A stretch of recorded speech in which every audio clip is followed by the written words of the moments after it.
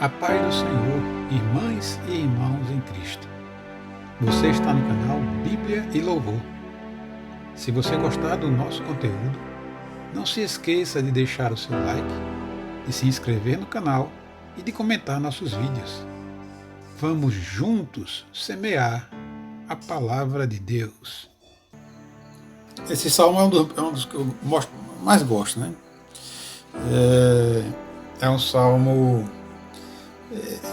Ele não está aí à toa, né? Como nada na palavra de Deus está à toa. Então esse salmo ele faz a distinção entre o ímpio e o justo, né? Justo no sentido de não do seu mérito próprio, né? Mas de ter recebido a graça de Jesus, né? De Deus. Então, por que existe, né? Por que existe um salmo falando sobre isso? Existem vários outros salmos falando sobre o justo e o ímpio, né? Porque realmente, às vezes, a gente fica indignado, né, com a prosperidade que muitos têm fazendo mal, né? Então, não é, a gente vive num mundo caído, num mundo injusto, num mundo em que não há garantia, né? Se você fizer o bem, você vai colher bons resultados nesse mundo, né? E se você fizer o mal, você vai colher maus resultados nesse mundo. Essa lógica, infelizmente, ela não vale para o nosso mundo, né? Por quê? Porque a gente não vive num mundo perfeito, a gente vive num mundo caído, num mundo em que reina o pecado, em que o pecado habita. O pecado não foi plano de Deus, né? O pecado não fazia parte do mundo que Deus criou. O pecado foi uma escolha do homem. O que era perfeito se tornou imperfeito, né? Com a escolha do homem, com a entrada do pecado no mundo. Então a gente vive num mundo imperfeito, num mundo de injustiça, num mundo de desigualdade, num mundo de maldade, num mundo de inveja, num mundo de ganância, num mundo cheio de valores que não são os valores de Deus. Então muitas vezes a gente vai ver justos penando para ganhar o pão de cada dia, muitas vezes recebendo injustiça, muitas vezes passando por dificuldades, por lutas, né, por provações, por escassez. E a gente muitas vezes vai ver o ímpio prosperando na cara da gente, né, diante dos nossos olhos, né, e muitas vezes ainda mais se vangloriando das suas conquistas e do método que usa para chegar a tais resultados, né, como se estivesse jogando na nossa cara o quão idiota a gente tem sido, né, por tentar viver uma vida honesta, digna, de acordo com a vontade de Deus, né. Então esse salmo não tá aí à toa, ele está justamente para mostrar, para trazer uma resposta e um alívio ao coração do justo, porque de fato, nesse mundo a gente não tem garantia de sucesso, mas no mundo vindouro é diferente, no mundo vindouro é completamente diferente. E ele termina o salmo dizendo, né, ele até o verso 4 ele fala do ímpio, do justo, e do verso 4 em diante ele fala do ímpio. Então ele termina dizendo no verso 5: por isso os ímpios não prevalecerão no juízo, nem os pecadores na congregação dos justos, pois o Senhor conhece o caminho dos justos, mas o caminho dos ímpios perecerá.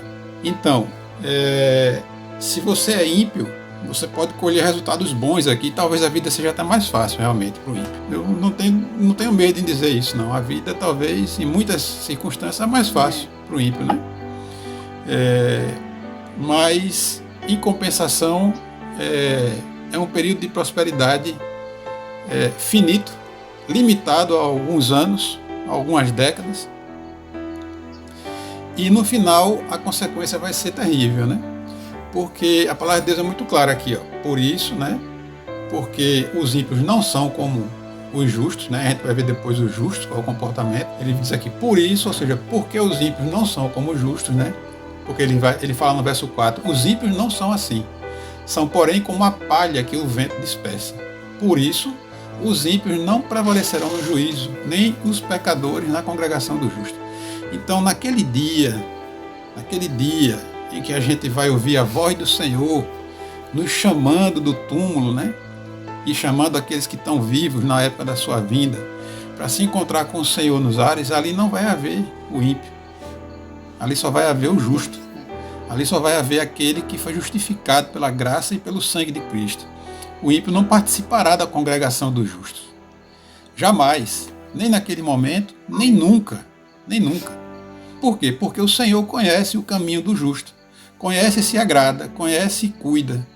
Aquilo faz bem ao Senhor, mas o caminho do ímpio perecerá, o caminho do ímpio será de destruição. Então o ímpio ele vive numa ilusão, ele vive numa felicidade momentânea. E o justo, ainda que ele viva uma dificuldade nessa vida, né, mas ele tem sempre o suporte do Senhor, o ajudando, o levantando, mostrando o caminho, né, suprindo a necessidade, porque a palavra de Deus diz que o Senhor cuida das necessidades dos seus filhos. Ele pode ter uma vida mais difícil aos olhos do mundo, aos padrões do mundo, né, uma vida mais simples, mais humilde, sem direito a tanta ostentação e tantos prazeres, né, que os ímpios muitas vezes desfrutam. Mas a consequência disso, né, disso tudo, é uma felicidade inimaginável, eternamente, na presença do Senhor e na congregação dos justos. Então ele começa dizendo justamente isso, olha, bem-aventurado é aquele que não anda no conselho dos ímpios, não se detém no caminho dos pecadores, nem se assenta na roda dos escarnecedores. Né? Então ele, bem-aventurado, feliz, né? Feliz é aquele que não anda no conselho dos ímpios. Né? Então, não andar nos conselhos dos ímpios é andar no conselho de quem? É andar no conselho de Deus, é andar no conselho da palavra de Deus, é andar segundo a vontade de Deus expressa na sua palavra. Esse é chamado de feliz. Também é feliz aquele que não se detém no caminho dos pecadores, ou seja, é a mesma coisa, né? Ele não anda de acordo com o caminhar do mundo, ele não anda de acordo com o senso comum, né? Primeiro eu, segundo eu, depois eu, depois eu, depois eu, lá depois de não sei quanto é que vem o outro.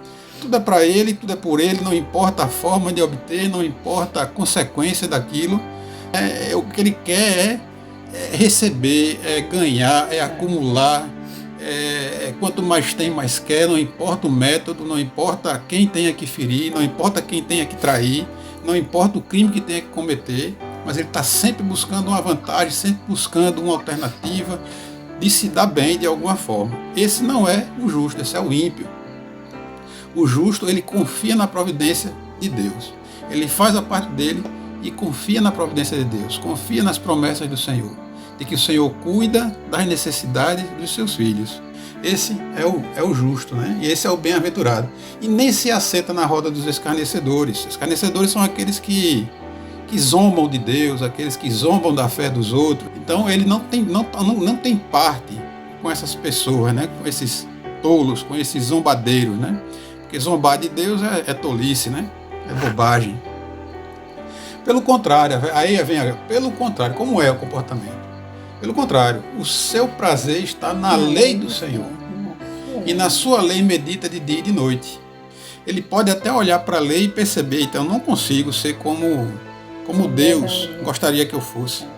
Mas aquilo não é uma desculpa para ele viver de qualquer jeito. Aquilo é mais uma forma dele enxergar o quão necessitado ele é da misericórdia de Deus, clamar pela misericórdia do Senhor, entender o tamanho do presente que Deus lhe deu, né, ao oferecer perdão, ao morrer no seu lugar.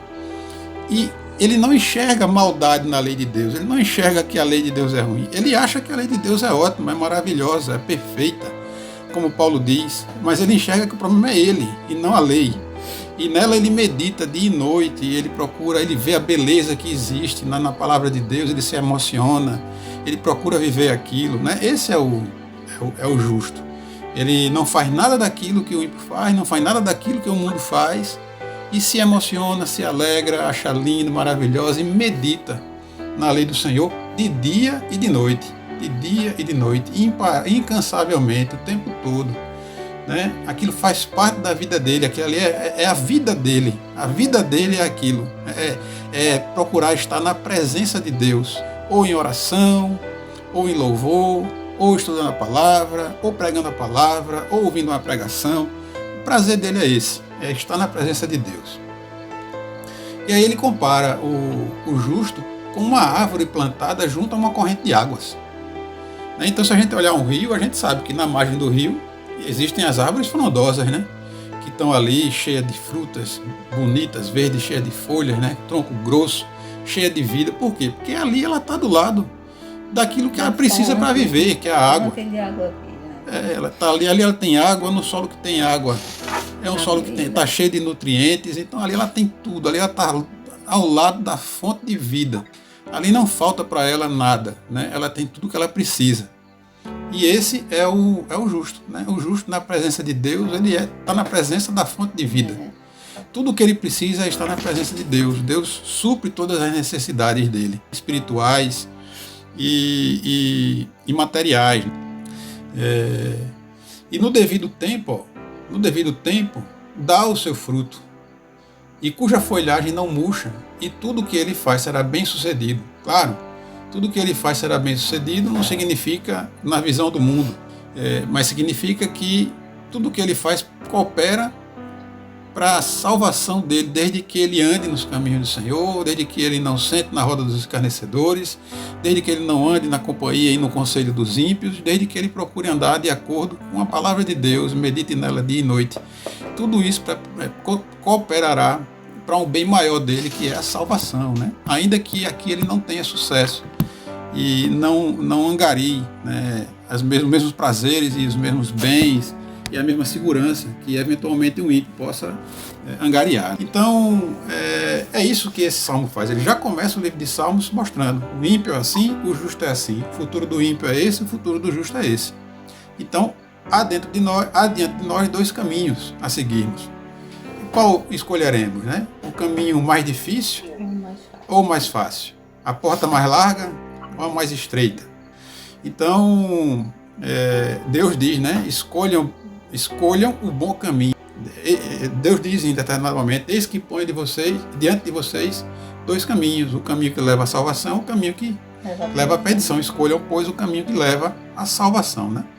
Então, que possamos escolher a cada dia esse caminho mais difícil, o caminho que leva à salvação, porque ainda que seja difícil agora, doloroso, sofrido, duro, complicado, ainda que nos custe abrir mão de muita coisa, perder algumas amizades, é o caminho que nos dá um futuro glorioso, né? Amém.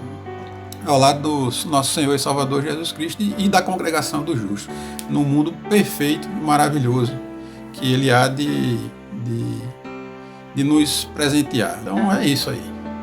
Amém?